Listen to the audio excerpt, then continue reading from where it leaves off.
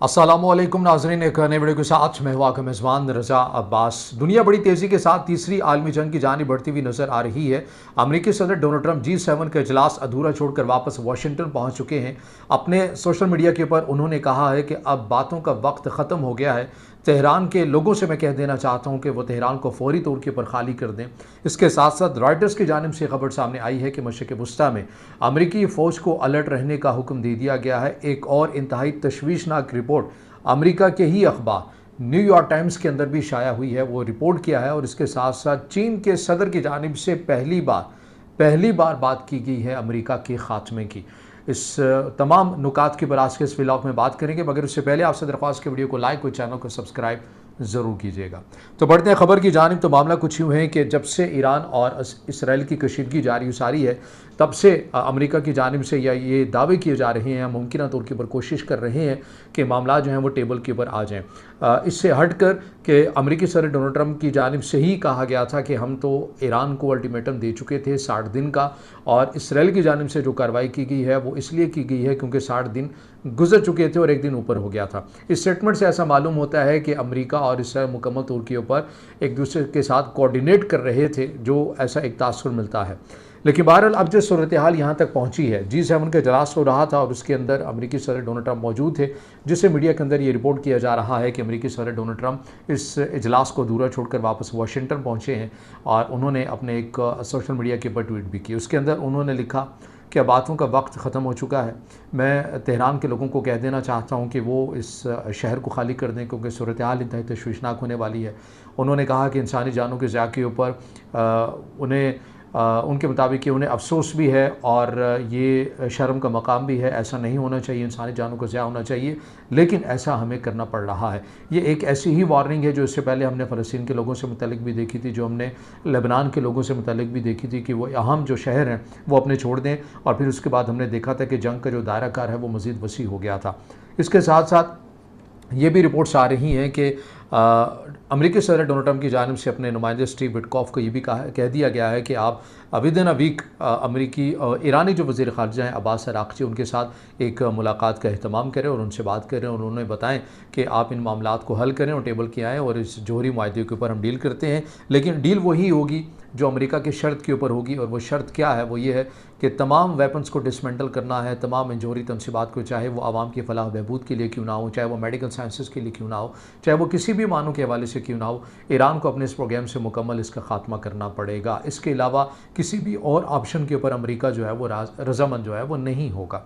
अब ये वो सूरत हाल है। अब इसमें एक सिनेरियो तो मैं आपके सामने जो दिन को वीडियो बनाई उसके सामने रख चुका हूं। अगर आप वो तज्जिया देखना चाहें आप ज़रूर जाकर देखें। इसी प्लेटफॉर्म के ऊपर वीडियो अपलोड है कि आलमी ताकतें किस तरह फ़रीक बनेंगी अगर इस जंग का दायरा कार वसी होगा, और कौन किस साइड के ऊपर आपको जाता हुआ नज़र आएगा, और बिलखसूस पाकिस्तान के क्या चैलेंज होंगे। इसके साथ साथ चीन के हवाले से अभी हमने बात इसलिए करनी है क्योंकि पहली बार हमने देखा है कि चीन कुछ 1 साल से या 2 साल से आपको अब उसकी जो पॉलिसी है उसके अंदर एक एग्रेसिव या जज्बातीपन या आपको बड़ी तेज़ी के साथ मुज़ाहमत वाला जो अंसर है वो नज़र आ रहा है। उसकी वजह ख़ुद चीन ने भी बताई थी, और ये बहुत पहले बता दी थी कि हम बहुत धीरे धीरे आराम से चल रहे हैं, क्योंकि हमें अपनी मईशत को खड़ा करना है, हमने पूरी दुनिया के अंदर अपनी सिफारतकारी करनी है, हमने तरक्की पजीर ममालिक को अपने साथ मिलाना है और वहाँ पर अपना एक ढांचा इंफ्रास्ट्रक्चर खड़ा करना है, और तरक्की पजीर ममालिक में भी एक ऐसा नेटवर्क बनाना है कि वो भी तरक्की कर सकें। उसके बाद 2025-26 एक ऐसा साल होगा जहाँ पर दुनिया हमारी एक एग्रेसिव पॉलिसी को देखेगी, और उसी की झलक अब हमें इस तरह से बिल्कुल कैटेगोरिकली नज़र आई है कि चीन के सदर की जानिब से कह दिया गया है। इससे पहले चीनी सदर की स्टेटमेंट रखूँ, पहले मैं चीन के एक और हुकाम की जानिब से रख देता हूँ स्टेटमेंट। उनकी जानिब से कहा गया है कि ईरान और इसराइल कशीदगी के मामले के ऊपर चीन जो है और अमेरिका जो है, माज़रत के साथ अमेरिका एक ऐसा किरदार अदा कर रहा है जिससे मज़ीद आग फैल सकती है, और इससे जल्दी पर तेल डालने वाला काम कर रहा है। अमेरिका को ये चाहिए अपना ज़िम्मेदारी वाला किरदार अदा करे ताकि दोनों ममालिक के माबैन ये जो कशीदगी है ये कम हो सके। लेकिन अगर ऐसा ना हुआ तो फिर ये याद रखिए कि इस जंग का दायरा कार मज़ीद वसी होगा। ये लाइन आपने याद रखनी है कि ये बड़ी की लाइन है जो चीन की जानिब से कहा गया है कि अगर ऐसा ना हुआ तो जंग का दायरा कार बहुत वसी होगा। ये एक अपने आप के अंदर एक ये जो लाइन है ये बहुत सारे पैगामात इसके अंदर मख्फी हैं जो चीन की जानिब से कह दिया गया है, अमेरिका को बता दिया गया। इसके साथ साथ जो मेरे लिए सबसे बड़ी हैरान कुन बात है वो क्या है, वो ये है कि चीन के सदर की जानिब से ये स्टेटमेंट दी गई है कि अब दुनिया अमेरिका के बग़ैर भी चल सकती है, कोई ऐसा मसला नहीं है। दुनिया अमेरिका के बग़ैर भी चल सकती है। अगर अमेरिका ने दुनिया का एहतराम ना किया तो फिर दुनिया जो है वो अमेरिका के बग़ैर चलेगी। और अमेरिका को चाहिए कि वो बरतानवी साम्राज्य और इससे पहले जो बड़ी बड़ी तारीख़ें गुजरी हैं, जिनकी बड़ी बड़ी सल्तनतें हुआ करती थीं, जिन्होंने मुतादिद अपने जो निचले जो तबक़ात थे या ममालिक थे उनके ऊपर कब्ज़ा किया, उनके ऊपर वसाइल लूटे, और बड़ी तारीख़ रकम की जिस भी हवाले से, चाहे वो जुल्म के हवाले से, चाहे वो वसाइल लूटने के हवाले से। लेकिन एट द एंड क्या हुआ? उनका ख़ात्मा ही हुआ। तो अब अमेरिका को भी चाहिए कि वो एक ऐसी रियासत अब ना बने, अब ना बनने की कोशिश करे कि जहाँ पर वो ख़ुद को एक बड़ा साबित करने की कोशिश करे, लेकिन फिर उनका अंजाम उन्हें वो याद रखना चाहिए जो इस अमेरिका से पहले बड़ी बड़ी ताकतों का हो चुका है। ये चीन के सदर की जानिब से बड़ा कैटेगोरिकल स्टेटमेंट जो है ये अमेरिका को दे दी गई है, जिससे आपको बड़ी हद तक बहुत सारी चीज़ें जो हैं वो नज़र आ रही हैं वाज़ेह तौर के ऊपर। अब इसके अंदर एक और जो चीज़ मेरे लिए अलार्मिंग है वो ये कि रशिया के जो मिलिट्री जो हल्का है उसके बहुत करीब समझा जाने वाले मुतादिद आपको यूट्यूब चैनल्स भी ऐसे मिलेंगे।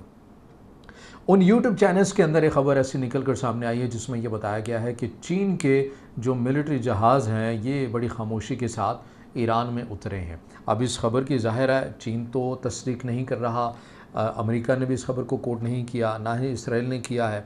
अब रशिया और चाइना का क्या आपस में कैसा रब्त है, ताल्लुक़ है, ये भी आप जानते हैं। बल्कि रशिया, चाइना, ईरान का कैसा रब्त है ये भी आप जानते हैं कि तीनों ममालिक के आपस में तस्वीराती तौर के ऊपर एग्रीमेंट मौजूद हैं। ये एक अलहदा बात है कि जो रशिया के साथ किया था उसकी क्लॉज जो 25 है उसके मुताबिक इस बात की कोई शिक शामिल नहीं है कि अगर ईरान के ऊपर हमला हो गया तो रशिया अपनी बाकायदा तौर के ऊपर आर्मी भेजेगा, ये तो शामिल नहीं है। लेकिन अलबत्ता ईरान के जो मफादात हैं उनका तहफ़्फ़ुज़ किया जाएगा, ये उस एग्रीमेंट के अंदर शामिल था। और ऐसे ही जो एग्रीमेंट है वो चीन के साथ भी है। आपको ये भी मालूम होना चाहिए कि पाकिस्तान से ज़्यादा बड़ी इन्वेस्टमेंट जो बड़ा जो एग्रीमेंट है वो चाइना ने ईरान में कर रखा है। तो चाइना कभी भी नहीं चाहेगा कि उसकी जो इन्वेस्टमेंट है, उसकी जो मनसूबाबंदी है वो किसी ऐसे खसारे का शिकार हो जाए। तो इसलिए अब जो रशिया के करीब जो मिलिट्री हलकों के करीब एक कुछ यूट्यूब चैनल माने जाते हैं जिनको मैं ख़ुद भी फॉलो कर रहा होता हूँ, उनके मुताबिक ये ऐसे ख़बर सामने निकल कर आई है कि चीन की जानिब से जो उनके मिलिट्री जो जहाज़ हैं वो ईरान में उतरे हैं, जिससे आपको ये लग रहा है कि गालिबन खुदा ना करे, अल्लाह ना करे कि ऐसा हो, लेकिन जो शवाहिद, जो इम्कानात, जो चीज़ें हमारे सामने, मिसालें सामने आ रही हैं, इसमें ऐसा लग रहा है कि दुनिया बहुत तेज़ी के साथ एक तीसरी आलमी जंग की जानिब बढ़ती हुई नज़र आ रही है। इस बात का कभी इम्कान है। अमरीकी अखबार न्यूयॉर्क टाइम्स की जिस रिपोर्ट का मैंने जिक्र किया इब्तिदा के अंदर, उस रिपोर्ट के अंदर ये कहा गया है कि ऐसी इतलात ज़राए के मुताबिक कोट करके कहा गया है कि ज़राए के मुताबिक ऐसी चीज़ें सामने आ रही हैं कि अमेरिका अब मुकम्मल तौर के ऊपर इस जंग में फ़रीक बन सकता है और अमरीकी आर्मी इसमें बाकायदा शमूलियत भी इख्तियार कर सकती हैं। और ज़ाहिर है जब अमरीकी अफवाज की जानिब से ईरान के ऊपर बाकायदा तौर के ऊपर यह किया जाएगा तो ईरान की जानिब से पहले ही ये थ्रेट किया गया था कि अगर ऐसा हुआ तो फिर इस खत्ते के अंदर मौजूद जो अमरीकी बेसिस हैं, चाहे वो कतर में हैं, चाहे वो ओमान में हैं, चाहे वो सऊदी अरब में हैं, चाहे वो मुत्तहिदा अरब अमारात में हैं, तो हम उन्हें भी निशाना बनाएंगे। और आपको ये भी याद रखना चाहिए कि अमरीकी सदर डोनाल्ड ट्रंप ने जो रिसेंटली विज़िट किया इन खलीजी ममालिक का 4 रोज़ा ये दौरा था जिसमें 1 ट्रिलियन से ज़ायद वो यहाँ से एक बिज़नेस डील लेकर गए हैं। अब वो तभी मुमकिन हो सकती है कि वो अगर इन ममालिक में अमन होगा, इस्तेहकाम होगा। अगर अमरीकी सदर या अमरीकी सदर ने ख़ुद फ़ौज को ये हुक्म दिया कि वो इस जंग के अंदर बाकायदा तौर के पर शरीक हो जाए, तो फिर आप ये समझिए कि जो डील अमरीकी सदर डोनाल्ड ट्रंप की जानिब से की गई थी तो खटाई में पड़ गई, तो खसारे में। क्योंकि डील और ये तमाम चीज़ें तभी मुमकिन हो सकेंगी जब खत्ते में अमन व अमान होगा। अब ईरान तो कह चुका कि अगर सऊदी अरब में भी अमरीकी बेसिस हैं हम उनको फिर निशाना बनाएंगे, कतर में मौजूद है हम उन्हें निशाना बनाएंगे, ओमान में मौजूद है हम उन्हें निशाना बनाएंगे, मुत्तहिदा अरब अमारात में अगर मौजूद हैं तो हम उन्हें निशाना बनाएंगे। तो फिर इन ममालिक की भी जो सूरत हाल है, जिनकी इकोनॉमी, जिनका जो मुसलसल एक जो फाइनेंशियल मॉडल है वो इसी बात के ऊपर चलता है कि यहाँ पर पीस है, यहाँ पर एक बड़ी आसान किस्म की पॉलिसी है, तो वहाँ पर अगर जंगी सूरत हाल पैदा हो जाएगी तो फिर आप ख़ुद अंदाज़ा लगाइए कि दुनिया भर में, ना सिर्फ इन ममालिक में, इस खत्ते में, बल्कि दुनिया भर में तेल की कीमतें कहाँ जाकर स्टैंड करेंगी और माशी तौर के ऊपर किस हद तक पूरी दुनिया को नुकसान भी होगा, और इसके साथ साथ बेरोज़गारी का जो अंसर है वो किस हद तक फैलेगा। तो ये वो तमाम वो चीज़ें हैं जो आपस में एक दूसरे के साथ जुड़ी हुई हैं और सूरत हाल इंतहाई तशवीशनाक है। अब देखना यह है कि अमेरिकी सदर डोनाल्ड ट्रंप क्या ऐलान करते हैं, क्योंकि उन्होंने ये भी कहा कि जब मीडिया की जानिब से फ्रांस के सदर मैक्रोन से जब पूछा गया कि अमेरिकी सदर डोनाल्ड ट्रंप क्यों छोड़कर गए हैं, तो उन्होंने कहा कि मुमकिन है कि दोनों ममालिक के माबैन यानी ईरान और इसराइल के माबैन कशीदगी को कम करवाने जा रहे हैं। लेकिन इसका जवाब अमेरिकी सदर डोनाल्ड ट्रंप ने यह दिया कि मैक्रोन को तो ख़ुद भी नहीं पता कि मैं किस लिए आया हूँ, और चूँकि अब ये सूरत हाल इंतहाई तशवीशनाक हो चुकी है। तो ये अब तक की सूरत हाल है सिफारती तौर के ऊपर, और आपको चीज़ें बहुत तेज़ी के साथ चलती हुई नज़र आ रही हैं। कहीं ना कहीं इम्कान इस चीज़ का भी ज़ाहिर किया जा रहा है कि सऊदी अरब अपना की रोल जो किरदार है उसको अदा करने के लिए तैयार है और कर भी रहा है, क्योंकि वो नहीं चाहता कि ये जंग इस हद तक फैले कि वो पूरे खित्ते को अपनी लपेट में ले ले, जो फिर किसी के भी हक़ में बेहतर नहीं है। लेकिन अब होता क्या है, फ़ैसले क्या लिए जाते हैं, कैसे डील किया जाता है सूरत हाल को, बहरहाल ये आने वाला वक्त बताएगा, और इससे जुड़ी जो भी अपडेट्स आती रहेंगी इसी प्लेटफॉर्म से आपके सामने रखते रहेंगे। अगर आप समझते हैं कि वीडियो मालूमाती है तो फिर इसे ज़रूर लाइक भी कीजिएगा, कमेंट्स में ज़ाहिर ख्याल कीजिएगा, और चैनल को सब्सक्राइब ज़रूर कीजिएगा।